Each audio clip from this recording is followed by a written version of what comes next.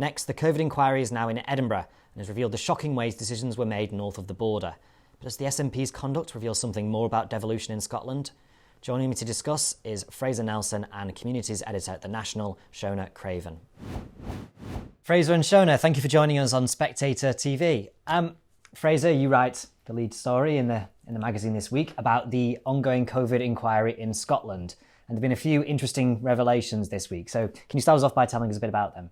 Well, it was never apparent that the UK COVID inquiry would ever go to Scotland. I mean, we did have Nicola Sturgeon setting up her own inquiry. So I'm not quite sure she expected the kind of forensic force which is now being unleashed in Edinburgh. So it was there for 3 weeks. And we're seeing a rather different COVID inquiry to the one we're used to down here in London. We've had, this pretty bad QC, Hugo Keith. And he has been sort of like me on sound of his voice, not really getting anything interesting. But now there's a new guy, Jamie Dawson, a Scot. He's a KC who's really revealing not just what happened during the COVID during Scotland, but how the Scottish Scottish government works day-to-day basis. Now, the SNP has had various scandals over the years. The ferry scandal, the Alex Salmond scandal, and now the ongoing police investigation into potential fraud and corruption. But this was relatively new. What we didn't realise there was just the extent to which the civil service has been co-opted as part of this. So we saw already the culture of secrecy, of deleted messages, of being rather difficult to find out what was really going on. But we didn't really know that the Scottish civil service were playing the same game. So perhaps the most memorable moment came when Ken Thompson, one of the most senior civil servants in Scotland, where he was found to have exchanged various emails telling his colleagues how to avoid FOI, be careful of what you're saying, this might be discoverable in freedom of information, let's see if you can press the clear chat. And he came up with a phrase, perhaps the most memorable phrase, plausible deniability are my middle names. Now, it's pretty bad to hear a special advisor, a junior guy, saying that, let alone the person who's supposed to be assuring standards and probity. Now, down here, you see the civil service kicking off all the time against the government. You know things have got bad when the ministers have to give a ministerial direction. In other words, they have to absolutely override the civil service and they have to write something saying that. In Scotland, this hardly ever happens. That's an indication, according to the Institute of Government, of just how much more compliant really the machine is. The checks and balances that we have in Westminster, perhaps to a fault, don't seem to be happening up in Scotland. And I think the COVID inquiry has shown us the extent of that. Shona, I mean, you've been following the Scottish inquiry this week. When you take things like the deletion of WhatsApp messages by officials, I mean, it does sort of give the impression, doesn't it, of a sort of croniness between ministers and officials. Do you agree with that? I think there's a level of informality to these conversations, definitely. And I think some of the messages that have come out obviously will have troubled people. And a lot of the time, just because they maybe seem quite flippant and seem to be kind of joking, laughing emojis, zipped mouth emojis and things like that. But I suppose some people might think if there were some grand conspiracy or real wrongdoing to cover up, then possibly the messages wouldn't have had that tone. And I think if people are working together in very difficult circumstances and over a long period and using an informal channel to communicate, then there could be a degree of informality, of indiscretion, of saying things that you don't want them to be FOIable, not because it would cause, a huge political scandal, but because you're maybe speaking a little bit more informally, or perhaps slagging someone off or making a judgment about someone that ultimately maybe of very little relevance to the COVID inquiry itself, and in terms of actual lessons learned about how decisions were made. But of course, the problem of the deletion, the systematic deletion in line with a policy, of course, that's being used as the reason for it. But the question then is, well, why was that policy introduced at that point? And is it compatible with the integrity of an inquiry? But I think that the deletion obviously has dominated the headlines, and hopefully we will get some more information on what emails, if any, were written to capture any discussions that were happening via WhatsApp. Are there gaps in decision making where it's not apparent, where we went from A to B? It could have been a face-to-face conversation that we don't know about. Ultimately, we're never going to know all the conversations that took place. What's important is trying to establish a trail of why this happened, why that happened, And obviously, with regard to some of the more contentious decisions about care homes in particular, about schools, we've seen headlines today about evidence potentially being ignored. Well, there's bound to be examples of somebody saying something and it being ignored, because there were a lot of different stances on a lot of decisions that were made, because that was a really difficult balancing act for politicians. I think it will be in the coming weeks that we really get into more important detail and identify if there are gaps that these WhatsApps could potentially have provided illumination for. But it could be that these WhatsApps are of little relevance. It's just unfortunate that people are always going to wonder now because of this systematic deletion. Yeah, and I mean, Shona, do you think as well maybe that the SNP have made a rod for their own backs here, in the sense of that they make a lot of hay about how the fact that they're not the same as Westminster, and they place a sort of emphasis on probity and the like, and now they're not sort of meeting their own standard there? Yeah, I think definitely people have gone back and said, well, hang on, when it was Boris Johnson or Rishi Sunak or whoever doing this, you said this. And I think some people are a bit cynical about some of the use of language, saying messages were not retained rather than saying I deleted them, that sort of passive voice versus an active decision. So yes, definitely when that was going on and when those comments are being made, clearly the people making those comments must have known their position but felt confident in it because, I suppose, of this policy, and say, well, we were just following a policy, we were keeping things secure, because, if the devices are fallen into the wrong hands or whatever else. But it does create a bit of a problem. We also have the usual situation with things at Westminster being quite so appalling that you then have this defensiveness from Scottish politicians sometimes to say, well, our leader wasn't compared to an out-of-control shopping trolley and we weren't spiralling from one thing to the next. But of course, that shouldn't be the bar. The bar should be much higher than being significantly better than Boris Johnson. And so I think we will see defensiveness of we weren't as bad as them, but the Scottish public will be looking for them to be an awful lot better than that. Fraser, it does seem there's been some disingenuousness when it comes to the role of the independence campaign and how that was dealt with when it came to the pandemic. Can you tell us a little bit about that? Because it seems like there's something come out that suggests that the independence was definitely considered whilst the pandemic was going on. Yeah. Well, Nicola Sturgeon was challenged about this during the pandemic. She was saying, look, are you guys talking about independence? Because at the time, the opinion polls that hadn't really moved after Brexit, not in the way that you'd think, all of a sudden start to show yes to be ahead. Now, we now know, thanks to the inquiry, that the Scottish Cabinet did discuss independence, and they did sort of agree that they have a campaign that could be based on Sturgeon's response to COVID. The funny thing is that she went hotfoot from that cabinet meeting to a press conference where she was asked directly about it, and this is what she said. We're not dealing with politics at the moment with this virus. We're dealing with a virus that we know poses a real risk to health and to life. Frankly, anybody who is trotting out political or constitutional arguments is in the wrong place completely and has found themselves completely lost. This is just about what we need to do from a public health, practical perspective to stop a virus spreading. So this, of course, makes people think, well, hang on a minute, not only were you discussing independence, but you were flatly and angrily denying that you were in the first place. And this comes to a bigger concern, that the pursuit of independence has become the primary objective of the Scottish Government, and that the civil service, who should be pushing against that, haven't been doing so in the way that you would like. So to me, this is a wider story about simply the concentration of power. And we saw during the Alex Salmond scandal how Holyrood doesn't have enough power, really, to take on and to get to the truth of these matters. And there was, I think, Jason Leach, who was the National Clinical Director, there's an exchange where I think he's talking to Kate Forbes, then Finance Minister, and she's saying, look, what's going on? I need to be told information is power.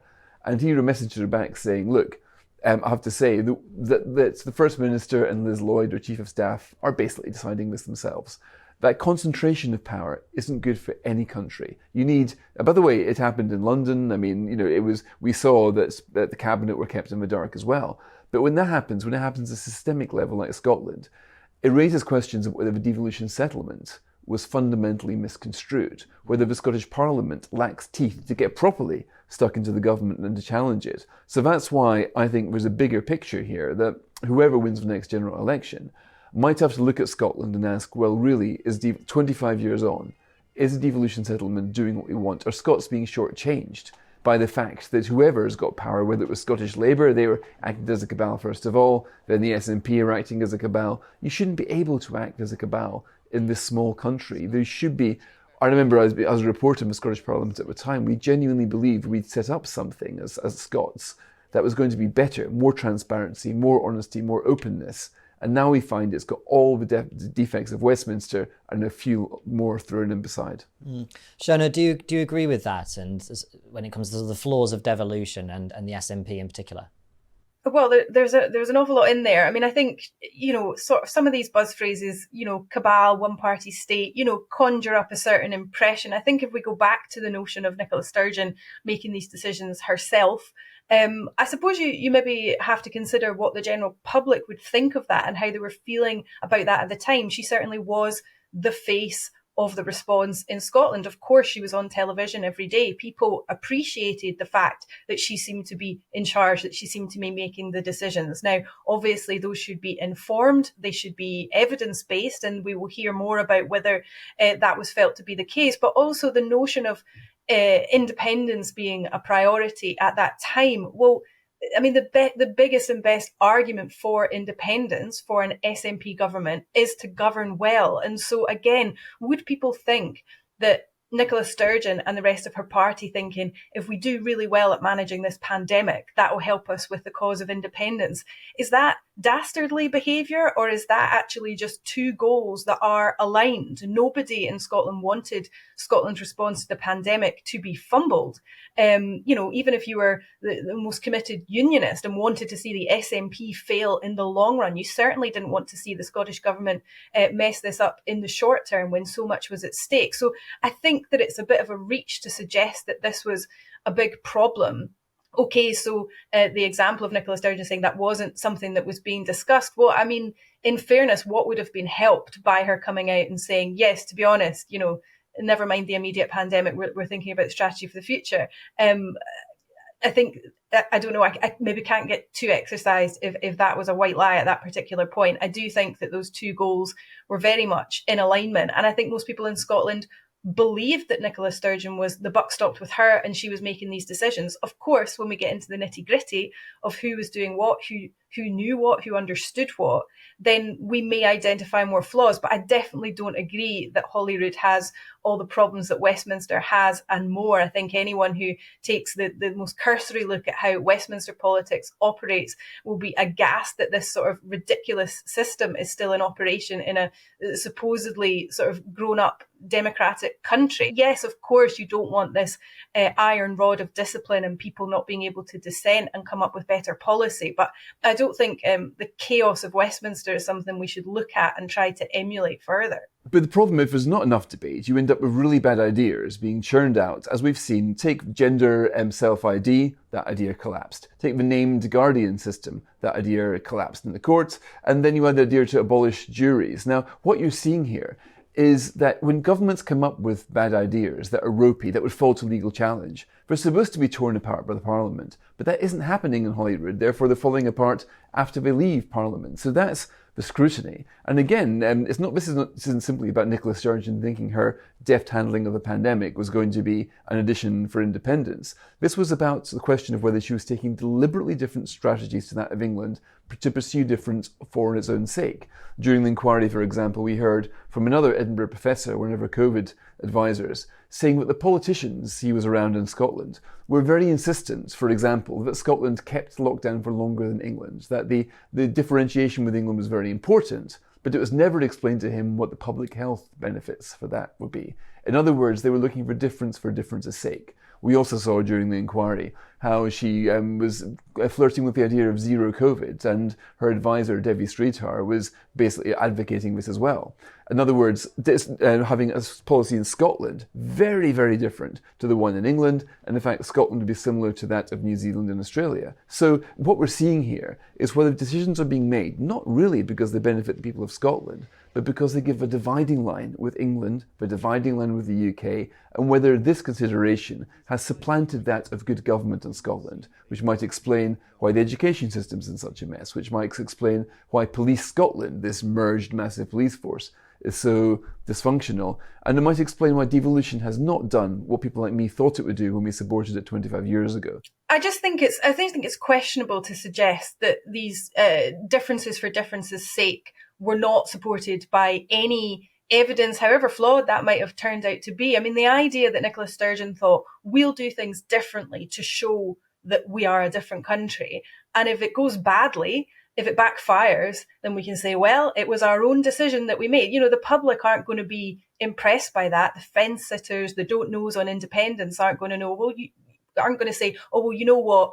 It worked out badly and thousands of people died, but at least we went our own way. I'm really inspired that we have independence and have all our powers. I just don't see how strategically, Nicola Sturgeon, as a strategist, has been pretty effective, and certainly only really after a resignation have a lot of the bigger criticisms really come to the fore. But I just don't think she would risk making a decision for the decision's sake if she didn't think it was going to have a good outcome for Scotland, because that just doesn't make any logical sense. And some of the things she was pushing, obviously she hoped to influence what would happen across the UK. There was this idea that there could be these cross-nation meetings where it would be a respectful situation where it wouldn't just be Boris Johnson dictating to everyone, we're going to do this, like it or lump it.